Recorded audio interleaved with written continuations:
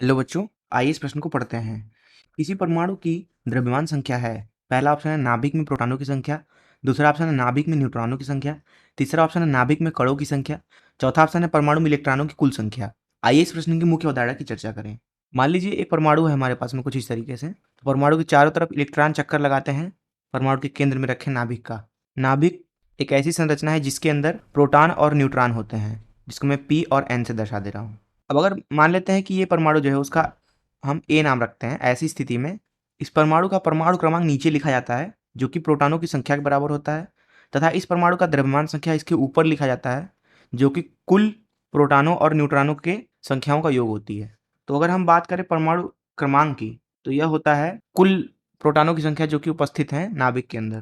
तथा अगर हम बात करें परमाणु के द्रव्यमान संख्या की, तो वह लगभग लगभग बराबर होता है नाभिक में कुल प्रोटॉनों और कुल न्यूट्रॉनों के योग के बराबर। तो परमाणु का द्रव्यमान संख्या जो होता है वो दरअसल लगभग लगभग बराबर होता है नाभिक में कुल कणों की संख्या के। नाभिक में कुल कणों की संख्या। कारण यह है कि जो द्रव्यमान होता है न्यूट्रॉन का, जिसे मैं mn से दर्शा दे रहा हूँ, वो लगभग लगभग बराबर होता है द्रव्यमान प्रोटॉन के। अतः अगर हम नाभिक का द्रव्यमान लिखना चाहें तो उसको लिख देंगे लगभग लगभग कुल न्यूट्रॉन का द्रव्यमान प्लस कुल प्रोटॉन का द्रव्यमान। अब अगर बात करें द्रव्यमान संख्या की, तो द्रव्यमान संख्या हो जाएगा कुल न्यूट्रॉनों की संख्या प्लस कुल प्रोटॉनों की संख्या, अर्थात नाभिक में कुल कणों की संख्या। क्योंकि यहाँ पे जो इलेक्ट्रॉन होते हैं उनका द्रव्यमान लगभग लगभग नगण्य होता है, इसलिए हम पूरे परमाणु के लिए द्रव्यमान संख्या लिखते हैं लगभग लगभग बराबर नाभिक के अंदर मौजूद कुल कणों की संख्या के बराबर।